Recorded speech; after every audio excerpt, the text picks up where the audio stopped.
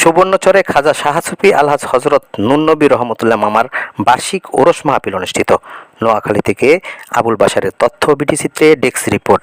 নোয়াখালী সুবর্ণচরে চরআবদা ইউনিয়নের চর কাজী মোখলেস গ্রামে খাজা শাহ সুফি আলহাজ হজরত নুন নবী রহমতুল্লাহ মামার বাড়ির দরজায় মাজারে যথাযোগ্য মর্যাদায় বার্ষিক ওরস মাহফিল অনুষ্ঠিত হয়েছে।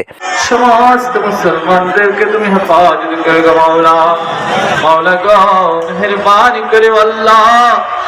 শুক্রবার 10 এপ্রিল বিকাল 3টায় চরআবদা ইউনিয়ন 6 নং ওয়ার্ডস্থ মামার নিজ বাড়ির দরজায় মাজার শরীফে চিরাচরিত প্রথা অনুযায়ী প্রতি বছরের ন্যায় এবারও যথাযোগ্য মর্যাদায় মহান অলির ভক্ত আশিকানের উপস্থিতিতে 52তম ওরস মাহফিল অনুষ্ঠিত হয়।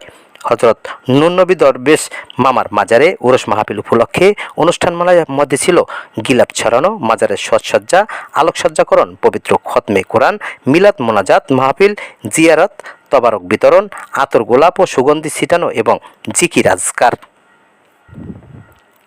পবিত্র ওরস মাহফিল উপলক্ষে 9 এপ্রিল থেকে বিভিন্ন স্থান থেকে ভক্ত আশিকান ও মুহিবানরা এসে জড়ো হন।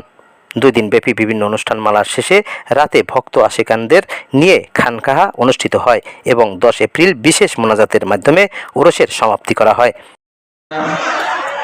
اللهم من أحييته منا فأحي على الإسلام ومن توفيته منا فتوفه استغفر الله ربي من كل।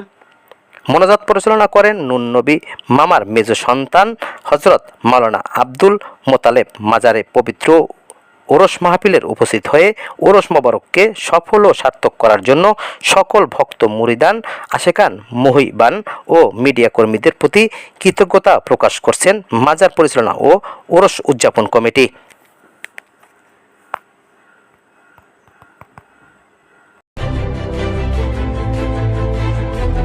16 বাংলা টিভি, আবহমান বাংলার